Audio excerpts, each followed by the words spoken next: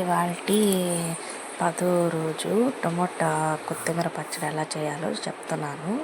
మొన్నట్లు వేరుశనగపప్పులు వేయించుకొని పక్కన పెట్టుకోండి. అదే బాండెట్లో నూనె పోసుకొని ధనియాలు, జీలకర్ర, మెంతులు, తెల్లగడ్డ, నువ్వులు, ఎండుమిరపకాయ ఇవన్నీ వేసుకొని బాగా వేపి చల్లారనివ్వాలి. పక్కన వేసుకొని తర్వాత అదే బాండెట్లో టమోటాలు, కొత్తిమీర, కొద్దిగా చింతపండు వేసేసుకొని బాగా వేపుకోవాలి. ఆయిల్ సపరేట్ అయిన తర్వాత పక్కన తీసేసుకొని చల్లారనివ్వాలి.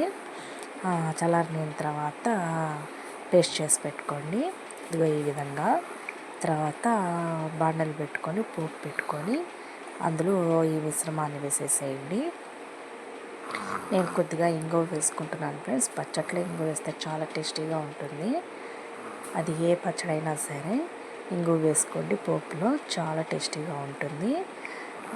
తర్వాత మనం మిక్సీ వేసుకున్న పోపుని తీసుకొని అందులో వేసేసి ఆయిల్ సపరేట్ అయిన తర్వాత తీసి సపరేట్గా గిన్నెలో పెట్టుకోవడమే.